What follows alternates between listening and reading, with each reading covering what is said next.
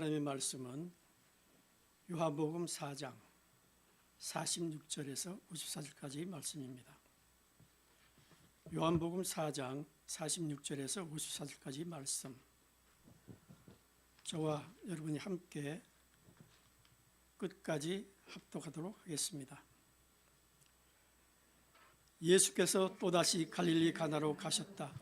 그곳은 전에 물로 포도주를 만드신 곳이다. 거기에 왕의 신하가 한 사람이 있었는데 그의 아들이 가버나움에서 앓고 있었다.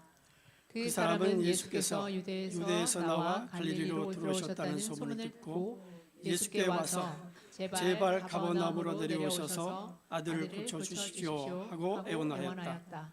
아들이 거의 죽게 되었기 때문이다. 예수께서 그에게 말씀하셨다. 너희는 표징이나 기이한 일들을 보지 않고는 결코 믿으려고 하지 않는다. 그 신하가 예수께 간청하였다. 선생님, 내 아이가 죽기 전에 내려와 주십시오. 예수께서 말씀하셨다.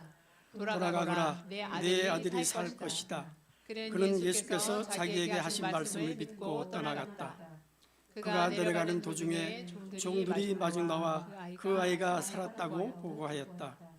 그가 종들에게 아이가 낫게 된 때를 물어보니 어제 오후 1시에 열기가 떨어졌습니다 하고 종들이 대답하였다. 아이 아버지는 그때가 예수께서 그에게 내 아들이 살 것이다 하고 말씀하신 바로 그 시간인 것을 알았다. 그래서 그와 그의 온 집안이 함께 예수를 믿었다. 이것은 예수께서 유대에서 나와서 갈릴리로 돌아오신 뒤에 행하신 두 번째 표징이다. 아멘.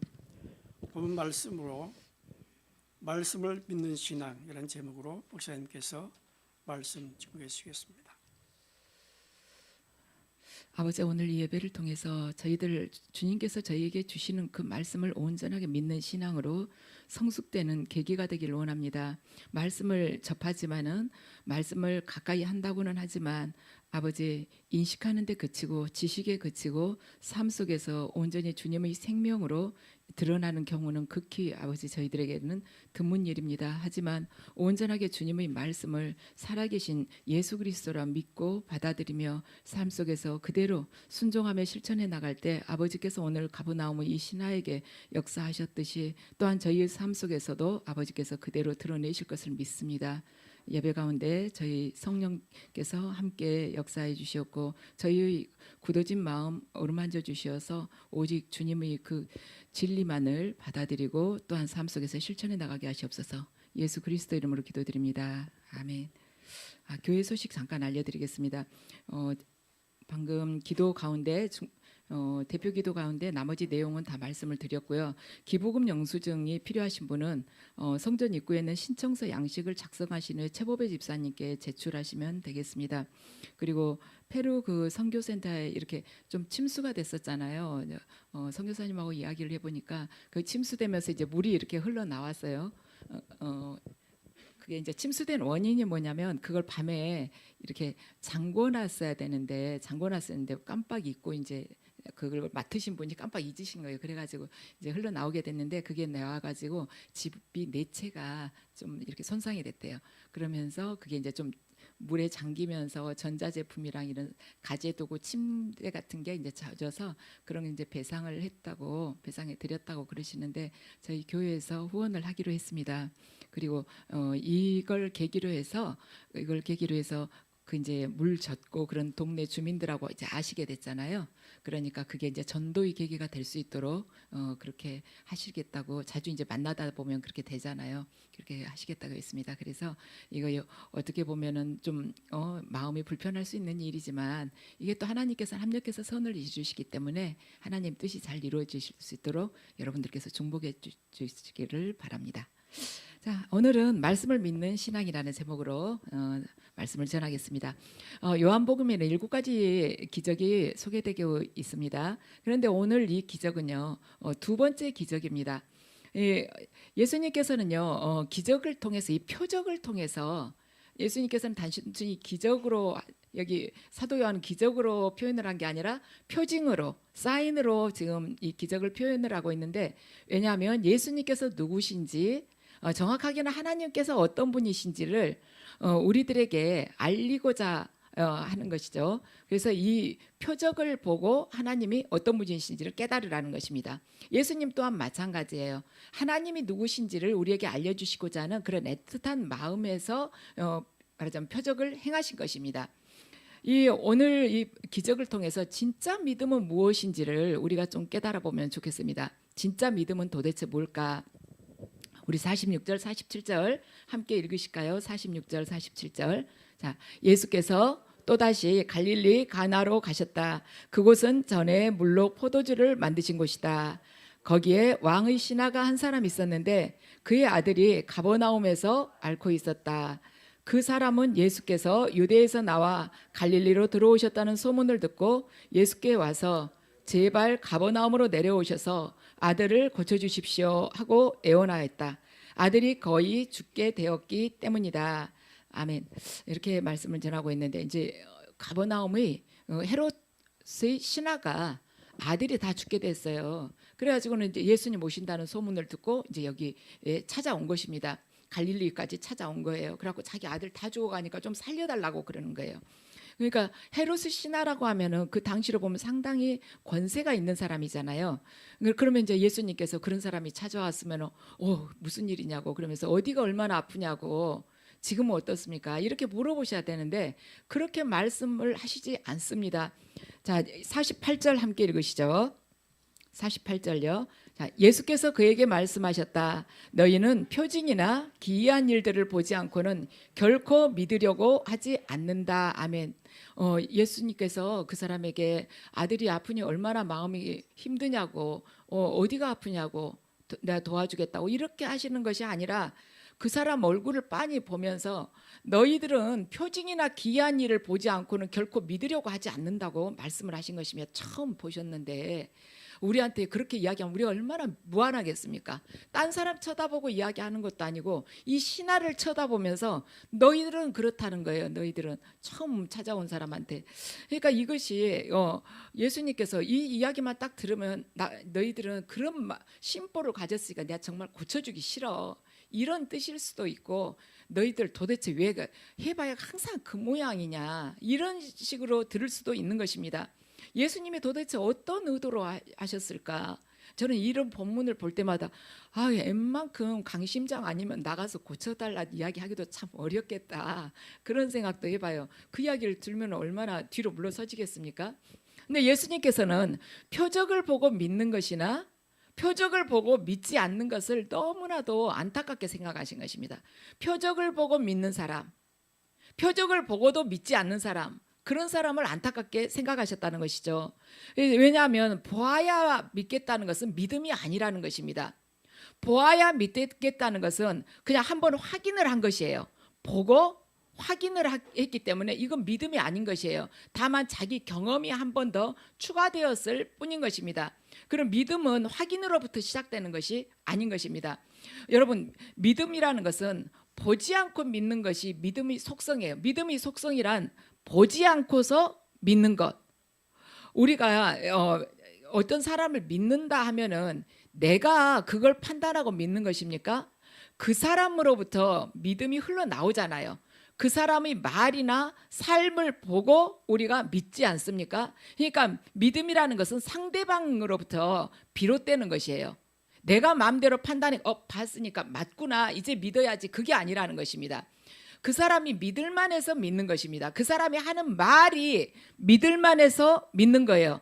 그래서 믿음이란 내가 판단하고 하는 것이 아니라 확인해보고 믿는 것이 아니라 상대방의 말이나 상대방의 인격이나 삶을 보고 그 상대방으로부터 흘러나오는 그런 속성이 있다는 것입니다.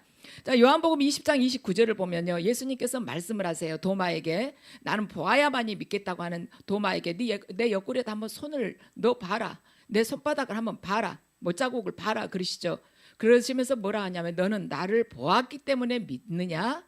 나를 보지 않고도 믿는 자가 복되도다 하고 말씀을 하신 것입니다. 보지 않고 믿는 자가 복되다. 예수님께서 왜 제자들에게 이렇게 믿음을 자꾸 강조를 하실까? 우리는요, 예수님께서 십자가에 달리신 것을 보았다거나 예수님께서 부활하신 것을 본 사람 아무도 없습니다.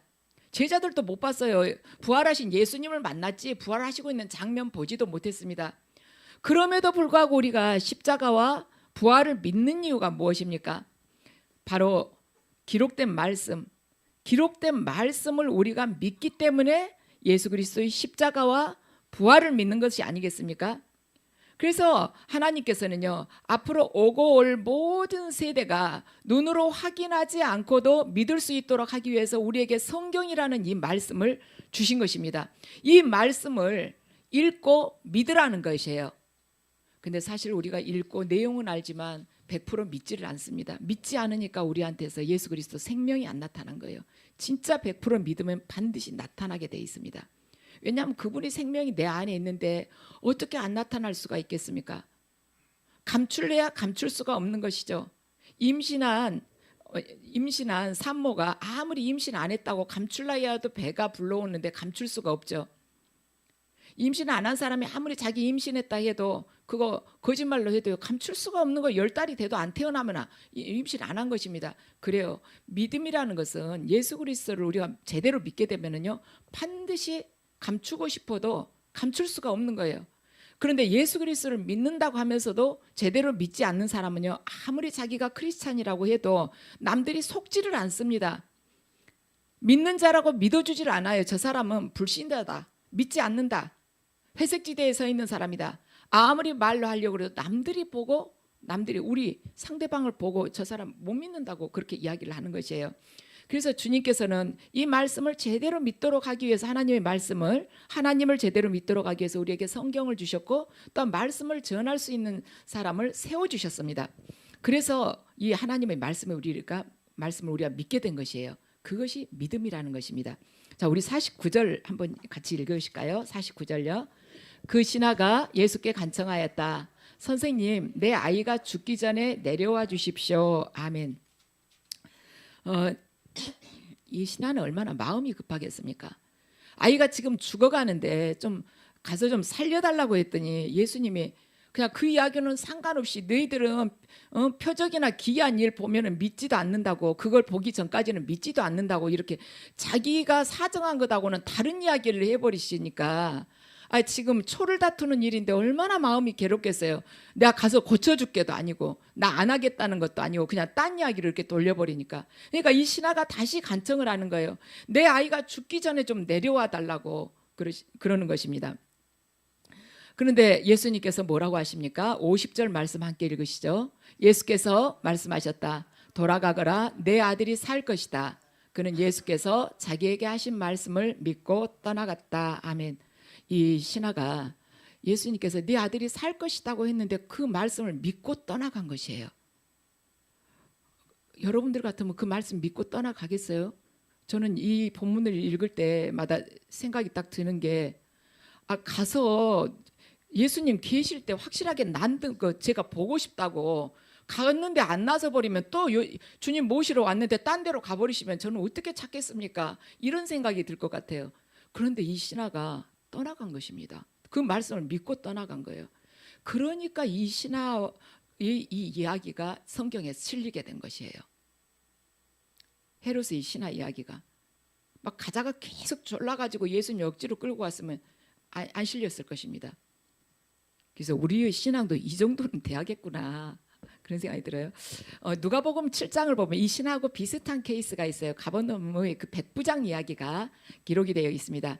백부장에 자기 집에 유대인 그 종이 있었어요. 그런데 그 종이 참 충성스러운 종인데 병이 났습니다. 그래가지고 백방으로 이 종을 치료해 주려고 했는데 안 됐어요. 그런데 예수님이 오신다는 소식을 듣고 하인들을 보냅니다. 보내가지고는 이제 사람을 보내가지고 이제 예수님을 초대를 해요. 그래요. 장로들을 보낸 것이죠. 초대를 합니다.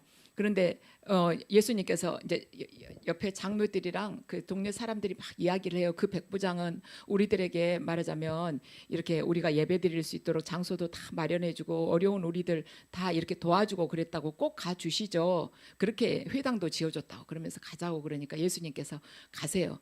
근데 가시는 도중인데 이 백부장이 자기 말하자면 친구들을 보내가지고 예수님한테 자기 집 오시지 말라고 그래요. 오시지 말라고. 어떻게 유대인 납비이신데 저희 이방인 같은 사람, 그런 사람 집에를 오시겠습니까? 제가 도저히 저희 집에 초청을 못 하겠습니다. 그냥 말씀 한마디만 하시면 반드시 그렇게 나을 걸로 믿습니다. 그대로 막 그 말씀이 그대로 이 땅에서 행해질 걸로 믿습니다 하고 이야기를 하는 것입니다. 그러니까 예수님이 깜짝 놀래요. 놀래가지고 예수님이 그 주변 사람들한테 이야기를 합니다. 내가 이스라엘 땅에서 이런 믿음은 지금 처음 봤다고, 지금까지 본 적이 없다고 이야기를 하십니다. 예수님이 놀래가지고. 근데 성경에서 예수님이 놀랬다는 것은 이것이 처음이자 마지막이에요. 그런데 예수님의 말씀을 듣고 믿고 그대로 돌아선 사람, 믿고 간 사람은 보면은 유대인이나 제자들이라기보다는 이방인들이 더 많은 거예요. 그러죠. 이 신하들이나 헤롯의 신하나 말하자면 여기 말하자면 이 7장에 나온 가버나움의 백부장이나 말씀을 믿고 그대로 행하는 것입니다. 예수님께서 내가 이스라엘 땅에서 이런 믿음이 본 적이 없다고 그래요. 근데 지금 예수님 옆에는 정말 믿음 좋다고 자신하는 사람들이 옆에 쫙 포진을 해가고 있습니다. 장로들이나 아니면 이 가버나움의 회당장이나 다 자기 나름대로는 그 동네에서는 믿음 있다고 자부심을 가지고 있는 사람들이에요. 그리고 또 예수님을 따라다닌 제자들도 있잖아요. 집도 버리고 처자식도 다 내버리고 오직 자기들은 다 버리고 주님만 따랐는데 그 사람들한테는 이런 이야기 안 하셨는데 처음 봤다는 거예요. 이렇게 믿음 좋은 사람은. 그러니 예수님께서 지금 이 말씀을 하신 것은 내가 이스라엘에서 이렇게 말씀만으로 믿는 사람은 본 적이 없다는 거예요. 말씀만 듣고 믿는 사람은. 다들 기적을 보여달라, 뭐 표적을 보여달라 이러는데 그거 보면 내가 믿겠다 그러는데 이 사람들은 말씀만 가지고 이 사람은 맞아 믿었다는 것입니다. 가버나움 백부장은. 그래서 저와 여러분이 정말 내가 말씀만을 가지고 믿는 사람인가, 내 믿음은 어떤지 꼭 점검을 해봐야 될 것입니다. 나는 지금 무엇을 믿고 있지? 내가 이 말씀을 100% 믿고 있는가? 아니면 내가 주변 사람이나 환경에다 더 의지하고 있는가? 생각을 해봐야 되는 것이죠.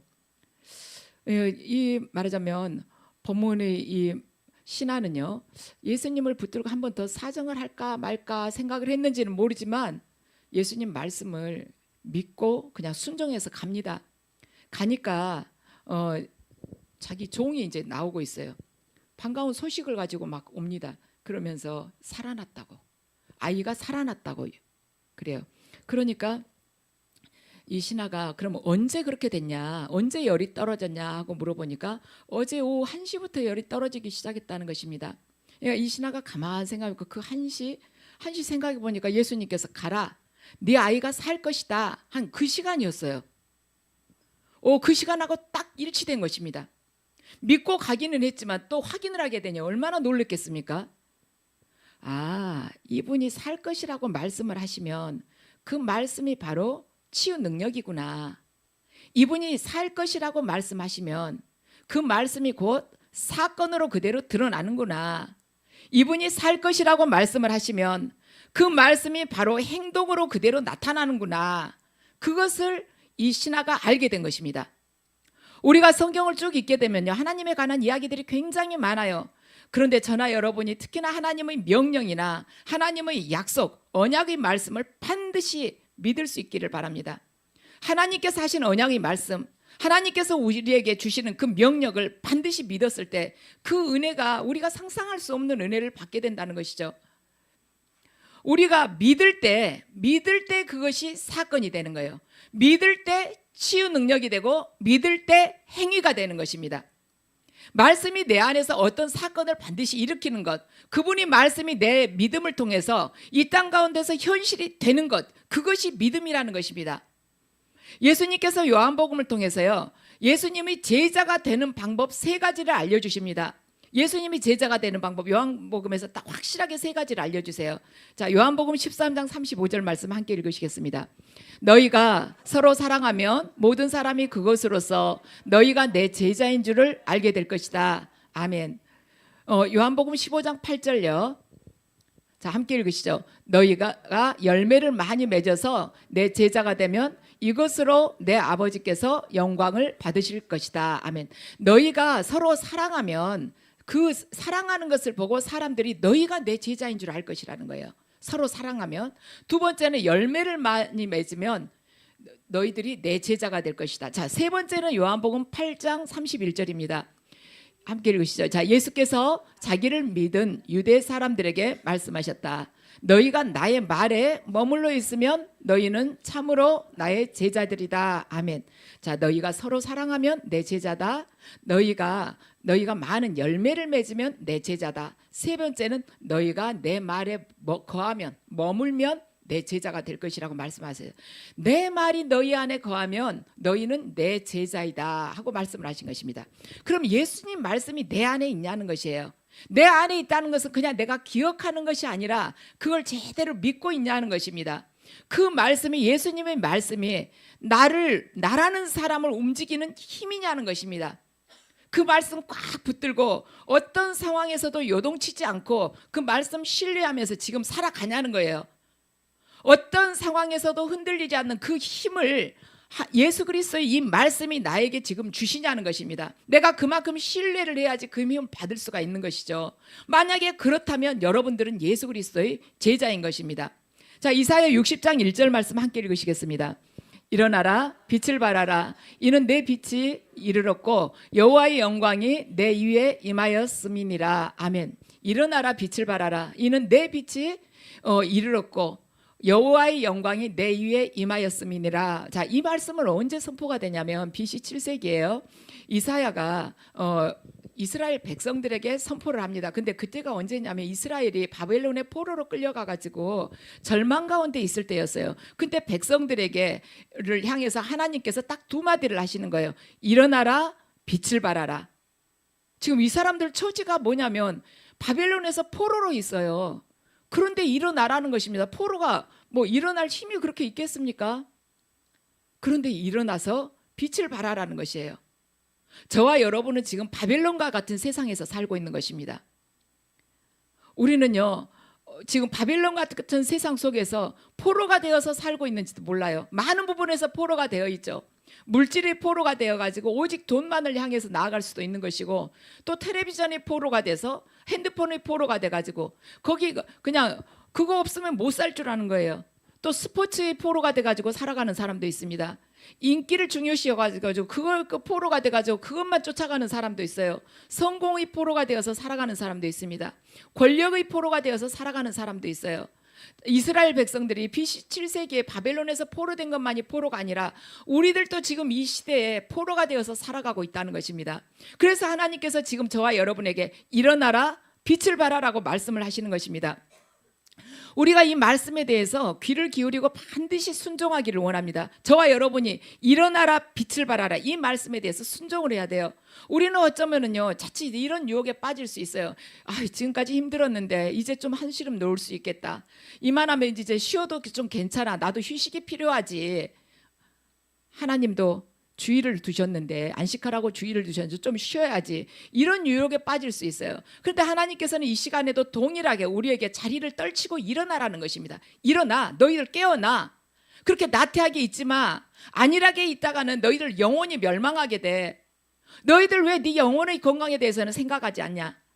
너희들 하루에 3끼 밥은 꼬박꼬박 먹는데 왜 영혼에게는 양식을 공급할 생각을 하지 않아? 왜 그렇게 태만한 거야? 하고 우리들에게 일어나라는 것입니다. 우리 그 오래된 생각, 우리 익숙한 그 생각, 또 익숙한 삶의 방식 다 떨치라는 것이에요.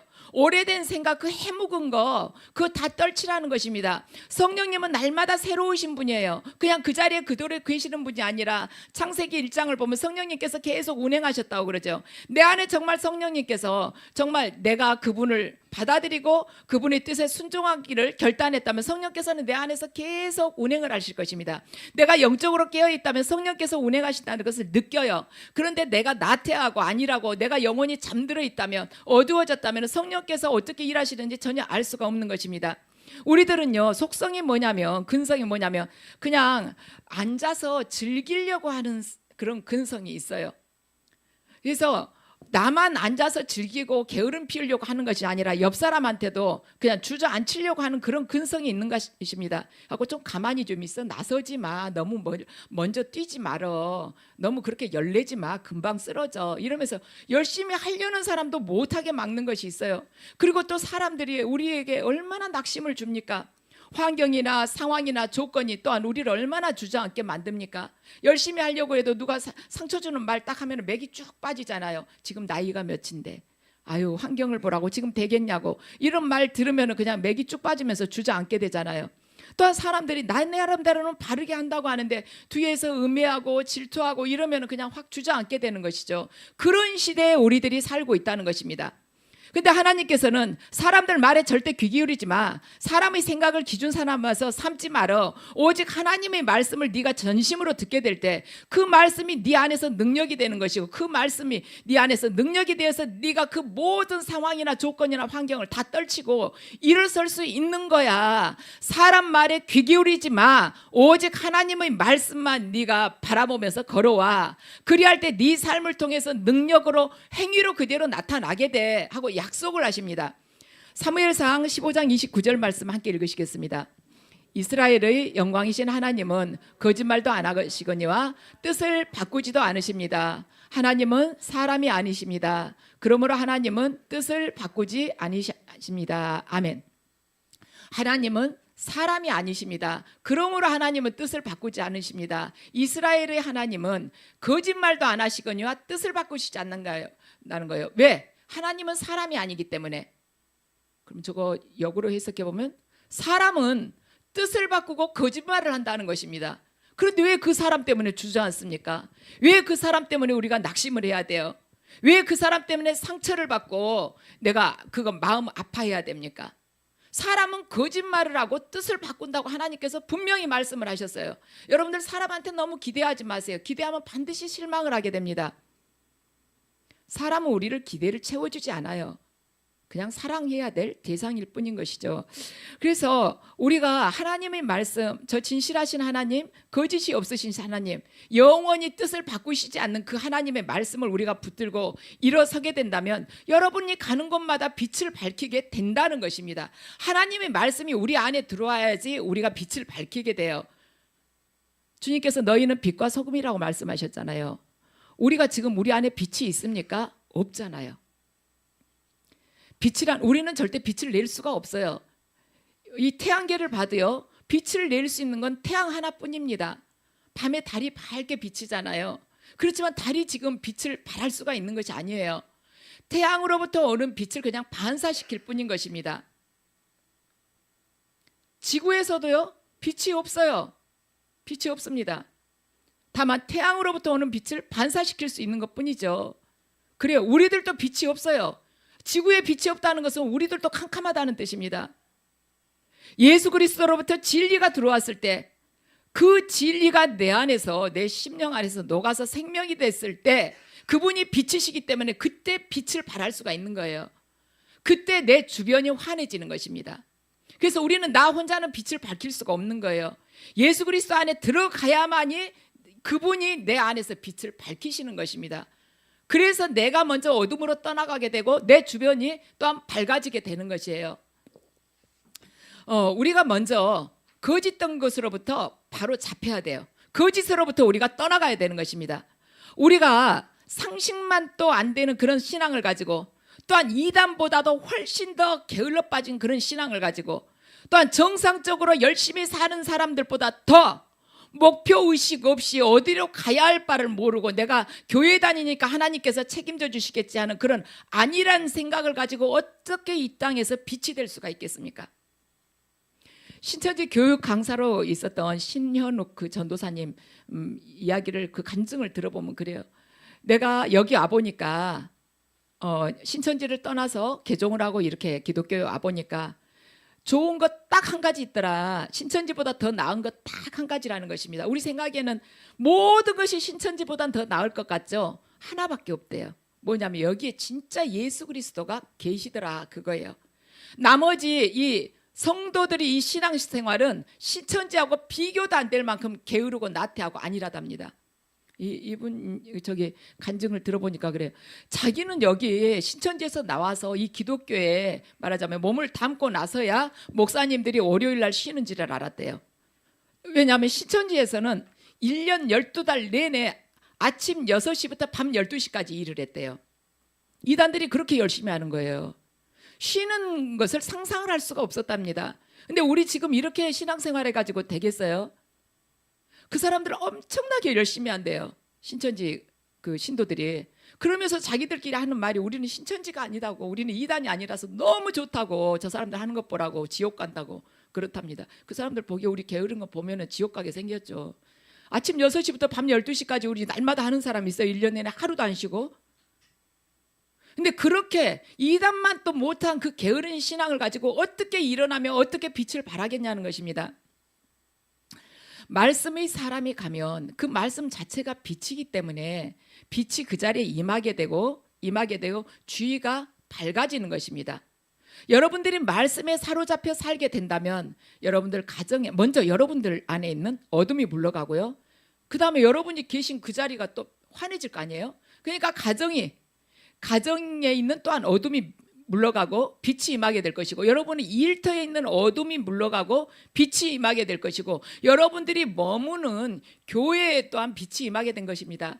이 땅의 교회가 말씀으로 확 붙들리기 시작하면요, 이 교회뿐만이 아니라 교회는 당연히 빛이 충만하겠지만 이 나라 이 민족 가운데도 빛이 임하고 어둠이 떠나가게 되는 것입니다. 그 책임이 우리들에게 있어요. 이 나라 이 민족에게도 어둠이 떠나가고 빛이 임하게 돼야 될 그 책임이 우리에게 있는 것입니다. 그 책임을 감당하라고 우리를 먼저 부르셨어요, 하나님께서. 자, 53절 말씀 함께 읽으시겠습니다. 아이 아버지는 그때가 예수께서 그에게 내 아들이 살 것이다 하고 말씀하신 바로 그 시각인 것을 알았다. 그래서 그와 그의 온 집안이 함께 예수를 믿었다. 아멘. 그 아이 아버지가 그 시각인 줄 안 거예요. 그걸 이제 간증을 하게 되면서 그와 그 집안이 다 함께 예수를 믿게 되었다는 것입니다. 우리 요한복음 4장을 보면 사마리아 여인이 나오죠. 사마리아 여인이 우물가에서 예수님을 만났어요. 그런데 그 여인이 예수님을 만나고 나서 동네에 가서 막 이야기를 하는 것이며 내가 메시아를 만났다고. 그 말을 들은 동네 사람들이 어디 우리도 한번 가서 보자, 만나보자 이렇게 온 거예요. 정말 신비한 것은요, 예수님께서 내가 메시아다 하고 말한 말씀을 처음으로 하셨던 사람이 누구냐면 유대인이 아니라는 것입니다. 사마리아 여인에게 이야기를 하셨다는 거예요. 본인이 메시아라는 것을 밝힌 것이. 근데 사마리아 여인의 이야기를 듣고 동네 사람들이 와가지고 막 예수님을 만나보고 싶다 그래가지고 온 것입니다. 그래가지고는 보고는 저분이 정말 메시아구나, 메시아 맞다 이렇게 이야기를 했어요. 지금 이 신하는요, 가버나움의 이 신하는 가라고 하시는 예수님 말씀을 믿고 순종하면서 집에 갔을 때 어때요? 집에 있는 식구들이 다 믿게 된 것입니다. 사마리아 여인의 말을 듣고요, 동네 사람들이 다 와서 보고는 예수님 믿게 됐어요. 사마리아 여인이 전하는 이야기를 듣고 동네 사람들이 정말 메시아야? 한번 보자. 그러고는 왔어요. 그리고 예수님께서 거기서 이틀을 유하셨습니다. 이틀 동안 말씀을 전하신 거예요. 복음을 전하신 거예요. 그 말씀을 믿고 이들이 예수님을 온전하게 믿게 된 것이죠, 메시아로. 근데 이 신하는, 오늘 본문의 신하는요, 가라, 네 아들이 나을 것이다 하는 그 말씀을 믿고 집으로 돌아간 것입니다. 말씀을 믿고 돌아간 사람들을 보면은요, 사회에서 상류층이라는 거나 많이 배웠다거나 이러지 않아요. 여러분들 그 10명의 나병 환자 아시죠? 나병 환자에게 예수님께서 말씀하시잖아요. 가거라. 그리고 가서 제사장에게 너희 몸을 보이라고 말씀하셨어요. 그런데 그 자리에서 낫게 해주신 것이 아니라 가라고 그랬어요. 그리고 제사장에게 너희 몸을 보이라고 말씀하셨어요. 근데 가던 도중에 나았다고 기록이 되어 있습니다. 이들이 아직 낫지 않았는데 예수님 말씀을 믿고 돌아갔다는 것이에요. 왜냐하면 낫지 않았는데 제사장한테 가게 되잖아요. 그 나병 그대로 가게 되면은 돌에 맞아 죽었거든요. 그런데 그 말씀을 믿은 거예요. 믿었기 때문에 다 낫게 되는 것입니다. 우리가 생각지 못한 그런 사람들이 말씀 하나를 믿고 그대로 행한 것입니다. 오늘 이 신하도 그랬어요. 말씀 하나를 믿고 가라, 네 아들이 나을 것이다 하고 그 말씀을 믿고 돌아갔을 때 아들이 나아 있고 그 이야기를 들은 그 집안 식구들이 전부 다 예수 그리스도를 믿게 된 사건이라는 것이죠. 이것이 어떻게 가버나움의 이 신하 집에만 이루어지겠습니까? 이 사건이 가버나움 신하에게만 해당됐다고 생각하세요? 아니죠. 저와 여러분을 예수님께서 부르셔서 우리에게 믿음을 갖게 하시고 또한 가라 하셨을 때 우리가 순종을 할 때 우리들을 통해서도 이런 역사가 일어난다는 것입니다. 지금 주님께서 그 약속으로 보여주신 것이에요. 그래서 오늘 우리가 이 말씀을 듣고 우리 것으로 우리가 딱 받아들였을 때 우리가 돌아가는 길, 지금 말씀을 듣고 돌아가는 길에 있다는 것을 여러분들 기억하시기 바랍니다. 말씀을 들었어요. 지금 오늘 예수님의 말씀을 믿고 순종을 할 때 반드시 그것이 행위로 드러나고 반드시 그거 역사하고 그것이 실제적인 생명이 된다는 것을 오늘 보았습니다. 예수님의 말씀은 치유 능력이 있고 예수님의 말씀은 역사하시고 예수님의 말씀은 행위로 드러난다는 것을, 현실 속에서 행위로 드러난다는 것을 우리가 보았어요. 우리도 지금 예수님의 말씀을 지금 듣고 있습니다. 이 자리에서 지금 듣고 있어요. 여러분들은 이 시간이 끝나고 나면 돌아가는 과정이 있다는, 나는 지금 돌아가고 있는 과정이다. 백부장처럼 가버나움의 이 신하처럼 내가 말씀을 듣고 돌아가는 자다. 여러분들이 그렇게 바뀐 것입니다. 그리할 때 그 말씀을 100% 지금 선포된 이 말씀을 100% 믿고 돌아갈 때 여러분들이 삶 속에서 치유 능력이 그대로 드러나고 행위가 드러나고 역사가 예수 그리스도의 생명이 드러날 것을 여러분들 믿으시기 바랍니다. 저는 여러분들이 올 한 해 각자 여러분들에게 주시는 말씀을 꼭 붙들고 걸어가길 바랍니다. 항상 복종하여 두렵고 떨림으로 너희 구원을 이루라는 하나님께서 우리에게 주신 말씀이 있습니다. 이 말씀을 우리가 받았지만은 내가 그 안에서 구원을 이루라는 그 말씀 안에서 나는 구체적으로 또 어떤 말씀을 또 붙들고 살아갈 것인지, 나에게 또 개인적으로 주시는 그 뜻은 무엇인지, 내 안에서 그 말씀으로 어떻게 해야 빛이 될 것인지를 경험하게 되시길 바랍니다. 그럴 때 하나님께 내 온 마음과 온 심령과 나의 모든 존재를 다 드리게 될 때 내 안에 심겨진 그 말씀들은 반드시 능력으로 우리의 삶 속에서 드러날 것입니다. 이 축복을 저와 여러분이 올 한 해 모두 넘치도록 받으시기를 축원합니다.